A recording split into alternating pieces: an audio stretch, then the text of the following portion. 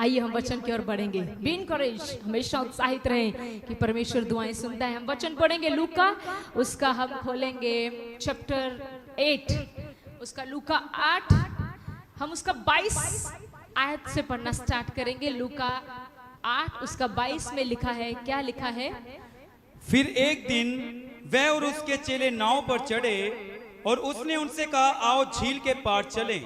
अंत उन्होंने नाव खोल दी, पर जब नाव चल रही थी तो वह सो गया और झील पर आंधी आई और नाव पानी से भरने लगी और वह जोखिम में थे।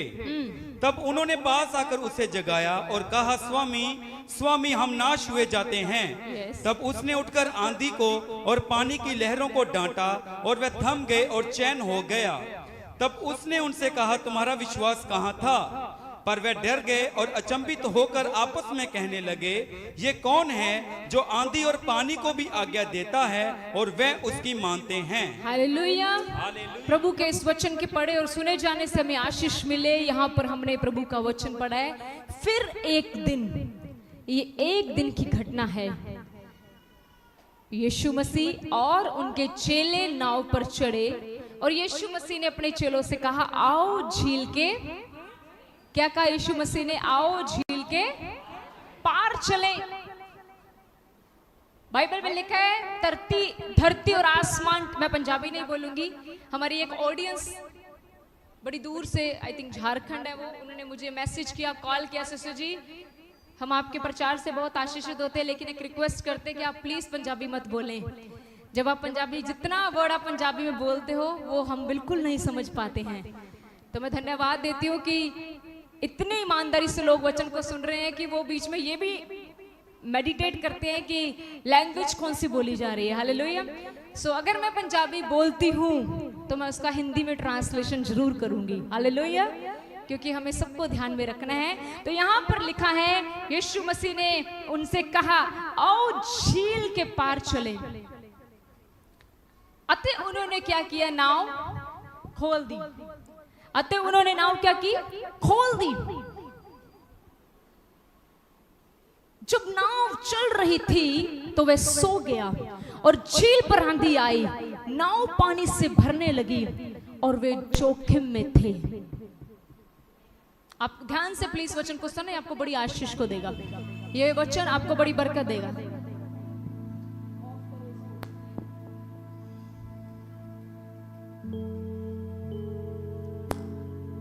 यीशु मसीह ने अपने चेलों से कहा, आओ हम उस झील के पार चले। और जब वो नाव में बैठ गए तो बाइबल कहती है उन्होंने जो नाव थी उसको खोल दिया। और जब वो जा रहे थे, बाइबल में लिखा, जब नाव चल रही थी तो यीशु मसीह सो गए। बहुत सारे लोग ये सोचते हैं नहीं, यीशु मसीह यहाँ सोए नहीं थे, क्योंकि वचन में लिखा है इज़राइल दा राखा ना सोंदा ना गुलांदा है। बिल्कुल सही कह रहे हो आप, पर यहाँ पर यीशु मसीह सोए थे।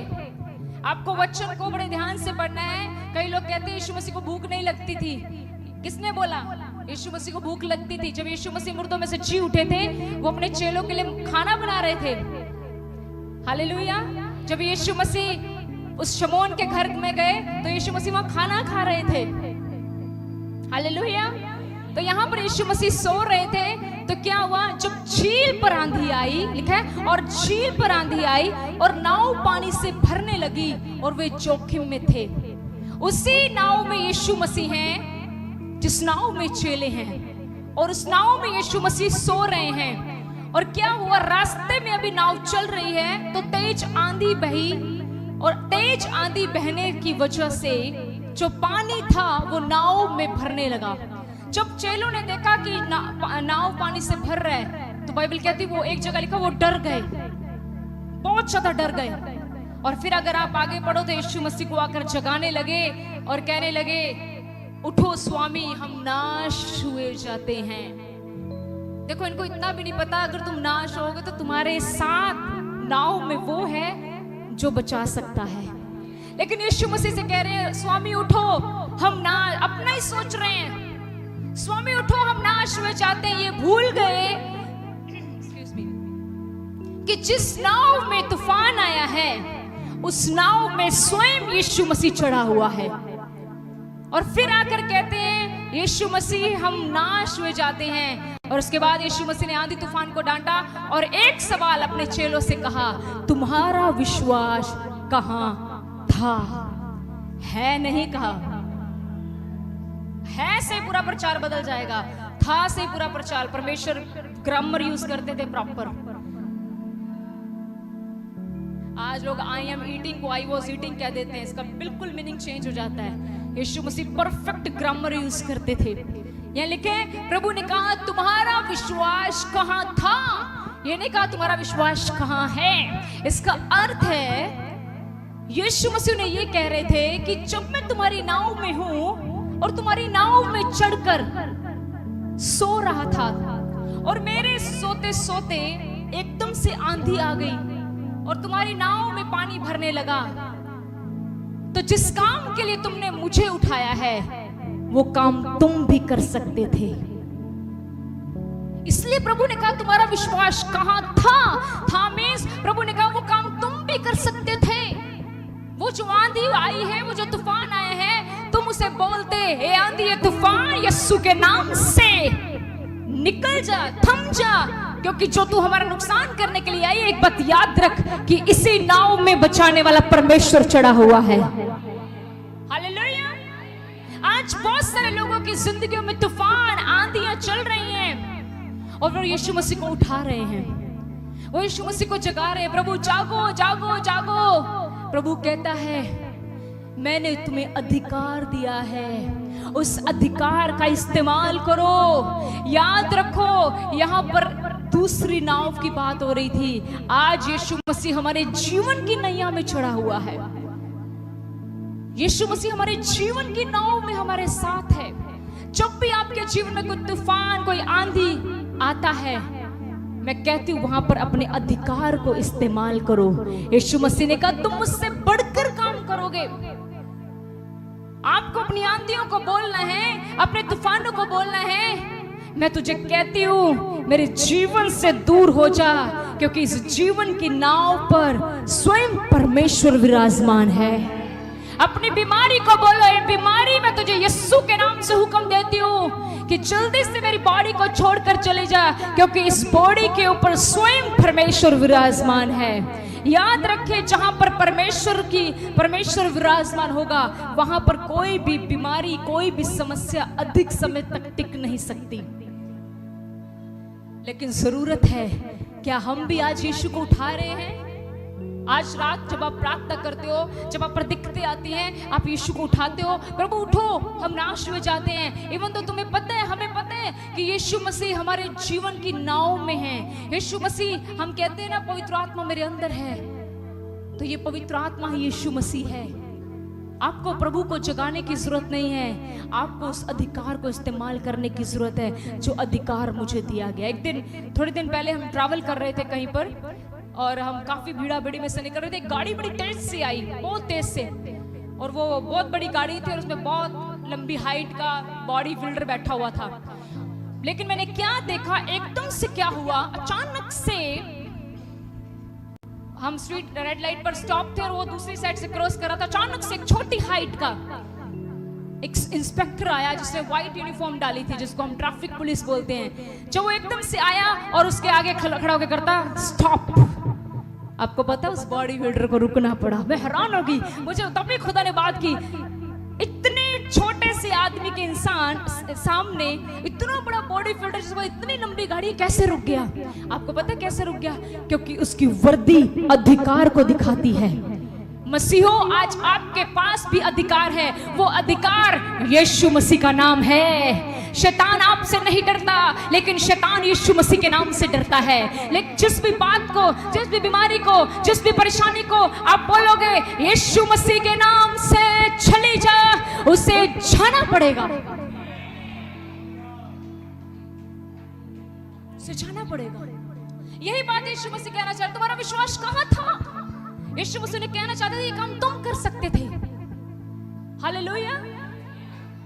आज हम क्यों यहाँ पर ज्यादातर अधिक से अधिक हम प्रार्थनाओं में रह रहे हैं? इन दिनों में बहुत प्रार्थना में रह रहे हैं। हम अकेले नहीं, हमने टीमें बिठा दी हैं अब, जो बड़ी ईमानदारी के साथ हमारे साथ काम कर रहे हैं। हमने गुप्त में टीमें बिठा दी हैं जो दिन पर रात हमारे साथ प्रार्थना में लगे हुए हैं।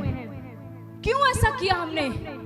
हम एक बात को जान गए, न बल से न शक्ति से, लेकिन उसकी सामर्थ के द्वारा सब कुछ हो सकता है। न बल से होगा न शक्ति से होगा, लेकिन पवित्र आत्मा की, जोर से ताली बजाते हुए यीशु मसीह को सारी महिमा देते हुए कहेंगे, पवित्र आत्मा की सामर्थ के द्वारा सब कुछ हो सकता है। क्या आज आप ऊंचे से, अगर आप ऑनलाइन देख रहे हैं, आप ऐसे घर में बैठे हैं जहां पर कुछ भी नहीं है, शायद आज रात की रोटी खाने का इंतजाम नहीं है, लेकिन क्या आप कह सकते हैं ना बल से होगा ना शक्ति से होगा, लेकिन यीशु मसीह के नाम से होगा, तो होगा यीशु मसीह के नाम से, क्योंकि यीशु मसीह के नाम में बड़ी कुव्वत है। यीशु मसीह के नाम से बदरूहें थर थर कांपती हैं। यहां पर यीशु का नाम उस नाव में चढ़ा हुआ था। आपको पता है एक्चुअली यीशु मसीह चेलों से क्या उम्मीद कर रहे थे? यीशु मसीह उम्मीद कर रहे थे, जितना समय तुमने मेरे साथ बिता लिया है, तुम्हें क्या करना चाहिए था? तुम्हें चाहिए था कि अगर तूफान आया था, तुम्हारी नाव पानी से भरने लग पड़ी थी, आप मुझे डिस्टर्ब करने ना आते, आप मुझे सोने देते और आप कहते ए पानी अपनी हद में रह, क्योंकि जिसने तुझे हद में रखा है वो हमारी नाव में सवार है। आज विश्वासियों को पता ही नहीं अपने युद्ध कैसे लड़ने हैं। आज विश्वासी क्या ढूंढ रहे हैं? पास्टर। मुझे पता चला बड़ी रिसेंटली, पंछी बड़े उड़ते हैं, हमारे घर में बैठ जाते हैं। एक दिन एक विश्वासी बोला, एक विश्वासी ने मुझे कुछ बताया, कहते सिस्टर जी आप सही कहते हो कि पक्षी उड़कर बताता है। सच में पक्षी उड़ते हैं। किसी ने मुझे बताया कि कोई इस कलीसिया के मेंबर को बोलते हैं तुझे इधर नहीं ना फर्क पड़ता, तू उधर जा, उधर चल जा, इधर नहीं मिलता उधर चल जा। मैं आपको एक बात बताऊं, क्यों खुद को विनाश करने पर तुले हुए हो और दूसरों का भी विनाश चाहते हो? एक बात याद रखना, चंगाई किसी पास्टर के पास नहीं है। जहां पर कई बार आप देखते हो ना बहुत सारी भीड़ें लगी हैं, तो वो सारी भीड़ें चंगी होकर नहीं आती हैं। उसमें से सिर्फ वो लोग चंगे होकर आते हैं जो यीशु मसीह पर विश्वास रखते हैं। मैं आपको ये भी बता रही हूं, अपना विश्वास किसी पादरी पर नहीं, स्वयं यीशु मसीह पर रखो। अगर आप यीशु मसीह पर विश्वास रखेंगे ना, तो वो सच में आपकी दुआ सबसे पहले सुनेगा। यहीं पर यीशु मसीह अपने चेलों को यही तो कह रहे थे कि ये काम मुझे मत देते आप। जैसे मान लो यहाँ पर हम किसी सेवादार को बोले चलो इसमें से दुष्ट आत्मा निकालो, और वो कहे सिस्टर थक गया हूं तुसी कर दो, तो हमें कितना दुख लगेगा। तुम इतने लंबे समय से हमारे साथ सेवकाई कर रहे हो, तुमसे इतना सा काम नहीं हो रहा। यीशु मसीह ने ये कह रहे थे, अब तक तो तुम्हें इतने हालातों से लड़ना आ जाना चाहिए। विश्वासियों, आज खुदावंद इस रात के समय हमसे कह रहे हैं कि जो तुम पर हालात आते हैं ना, इनसे लड़ना सीखो। और लड़ना कैसे है? यीशु मसीह के नाम से। अपने हालातों को बोलो मेरा परमेश्वर सामर्थी है। अपनी परेशानी को बोलो मेरा खुदावंद महान है, मेरा खुदा सब कुछ कर सकता है। आपको लग रहा है ना चारों तरफ ऐसी नकारात्मक परिस्थितियां हैं, आपको लग रहा है यहां से भी ना हो रही है, यहां से भी ना हो रही है, यहां से भी ना हो रही है, यहां से भी ना हो रही है, उत्तर पूर्व पश्चिम दक्षिण आपको ना बोल रहा है, लेकिन याद रखें जो आपके अंदर है वो आपको बोल रहा है मैं कर सकता हूं। वो कहता है yes I can do it for you, मैं आपके लिए कर सकता हूं। Hallelujah, hallelujah. इस रात के समय प्रभु चाहता है कि हम अपने अधिकारों का इस्तेमाल करें, हम स्वयं अपने हालातों से लड़ें, हम स्वयं। और इन हालातों से लड़ने के लिए हमें यीशु मसीह की ताकत को पहचानना है, वो बहुत ताकतवर है। एक और छोटा सा वचन कोट करूंगी, मेरे साथ आप खोल सकते हैं। टाइम तो नहीं है लेकिन फिर भी मैं आपको बताना चाहूंगी। मत्ती 15 खोल लें, एक मिनट, बहुत छोटी सी बात है लेकिन हम सीखेंगे। मत्ती 15 अगर आप खोलते हैं मेरे साथ, तो यहाँ पर अगर आप पढ़ें 21 से लेकर 28 में पढ़ाऊंगी नहीं पूरा, लेकिन यहाँ पर क्या हुआ, एक कनानी औरत आई यीशु के पास। ध्यान से, कनानी औरत यीशु को आकर बोलती है प्रभु मेरी बच्ची को दुष्ट आत्मा सता रहा है, चलकर उसे चंगा कर। लेकिन यीशु मसीह ने पता उसे क्या कहा? यीशु मसीह ने 24 में कहा इस्राएल के घराने की खोई हुई भेड़ों को छोड़ मैं किसी के पास नहीं भेजा गया। आपको लगता है क्या कभी यीशु मसीह किसी को ऐसा जवाब दे सकते थे? जैसे मान लो प्रभु कह रहे हैं मैं सिर्फ अपने लोगों के लिए आया हूं, अदर वर्ड्स में ये मतलब है। पर प्रभु ने उस औरत को ऐसा क्यों कहा? याद रखना, जब ये सिचुएशन थी तो यीशु मसीह के साथ यीशु मसीह के चेले भी थे, लेकिन यीशु मसीह ने क्यों ये बात उस औरत को कही कि मैं इज़राइल की भेड़ों को छोड़ किसी के लिए नहीं भेजा गया? एक्चुअली में यीशु मसीह अपने चेलों को कुछ सिखाना चाहते थे। मैं बताती हूँ क्या। जब यीशु मसीह ने उस औरत को कहा ना कि मैं इज़राइल के घराने की खोई हुई भेड़ों को छोड़ मैं किसी के पास नहीं भेजा गया, यीशु मसीह ने उसे कहा, मान लीजिए फॉर एग्जाम्पल, मैं एग्जाम्पल बोलती हूँ, मान लीजिए आप में से एक लड़की मेरे पास आती है और मुझे कहती है सिस्टर जी मेरे लिए प्रार्थना करना, और मुझे लगता है आप मेरी चर्च के मेंबर नहीं हो, आप किसी और मैं आपसे कहूँ मैं तो तुम्हारे लिए, मैं तो तुम्हारा पादरी नहीं हूँ, चलो जाओ अपनी कलीसिया अपने पास्टर को ढूंढो। आपको पता है आपको कैसा महसूस होगा? अच्छा महसूस होगा? सच बताना, आपको बहुत बुरा लगेगा। तुसी क्या कहोगे? आपको क्या कहोगे? कभी नहीं कहोगे आप सिस्टर जी प्लीज सिस्टर जी मैं आपको छोड़कर नहीं जाऊंगी, मुझे आपसे दुआ करवानी। आप पता कहोगे छाड़ परे बथेरे पादरी इट्टू पुट्टो पादरी आजकल, सही है ना? ओदे घर दे लगे पादरी ओथे बहुत पादरी है, आप नहीं तो कोई और।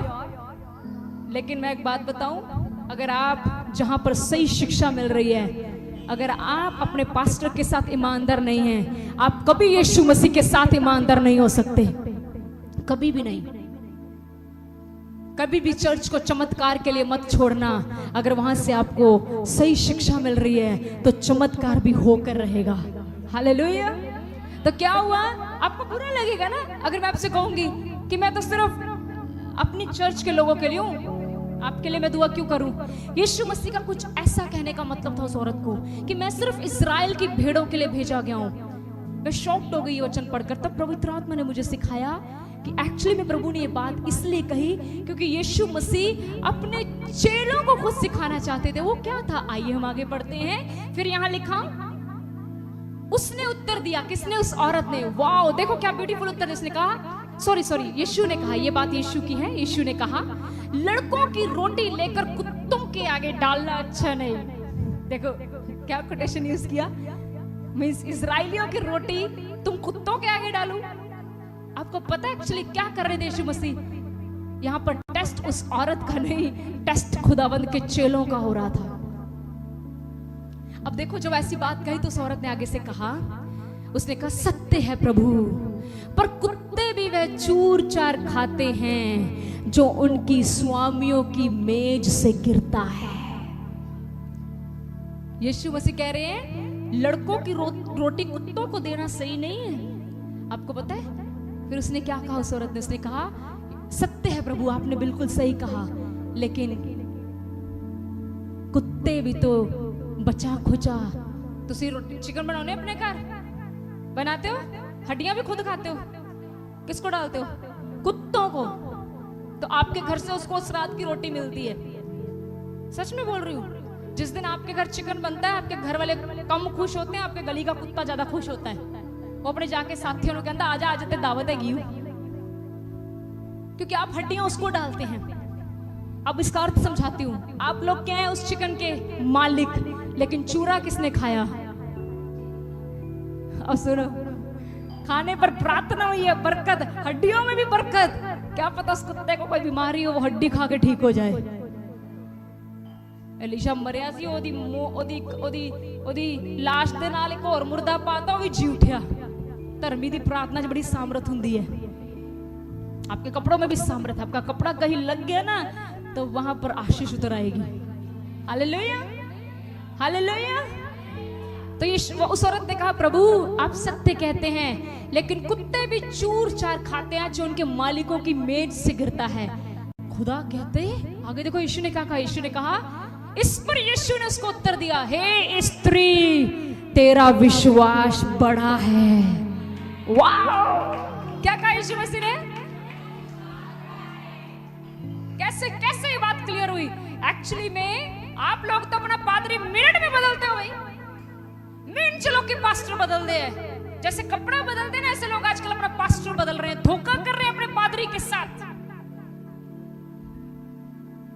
लेकिन इस औरत ने यीशु मसीह को छोड़ा नहीं। इसने यीशु मसीह को ये नहीं कहा चलो ठीक है भरा कोई ना, टल्ली वाला बाबा आगा तो को चल जा नहीं। नो, उसने यीशु को छोड़ा नहीं। उसने कहा प्रभु कुत्ते चूर चार खा लेते हैं। आगे यीशु ने कहा हे स्त्री तेरा विश्वास बड़ा है।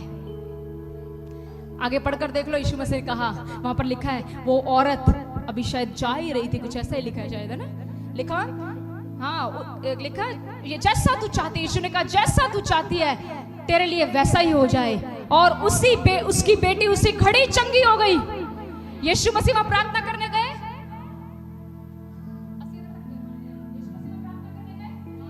वहां प्रार्थना कर रहे हैं, लेकिन किसने चंगा किया उसकी बेटी को? विश्वास ने।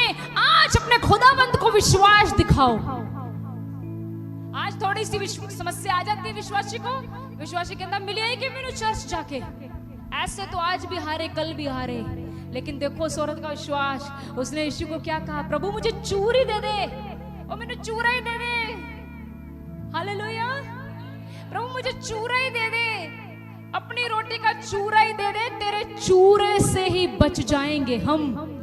यीशु ने कहा ए स्त्री तेरा विश्वास बड़ा है।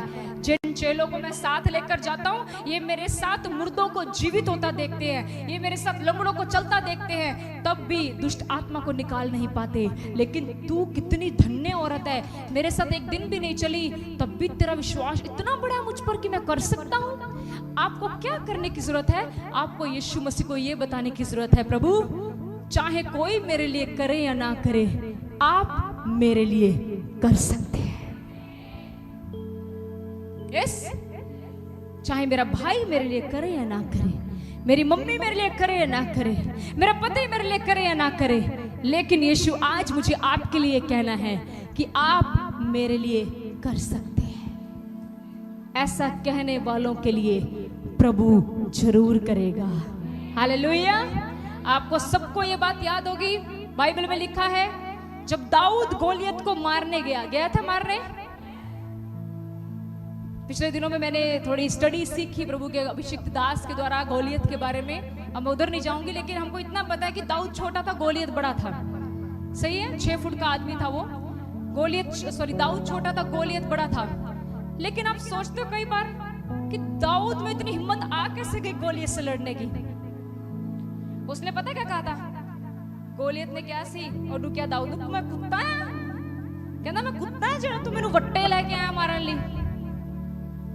पर आपको पता है, मैं कभी सोचती हूँ दाऊद में इतनी ताकत कैसे आई? एक्चुअली में दाऊद को ना तो अपने पत्थर पर विश्वास था, ना अपने गोफन पर विश्वास था।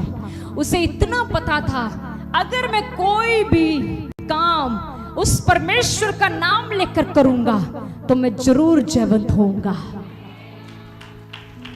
इसीलिए उसने कहा उसे, मैं यहोवा के नाम से तेरे खिलाफ आता हूं। उसने ये नहीं कहा देख मेरी गुलेल आज तक मैं जिसको मारता उड़ता था।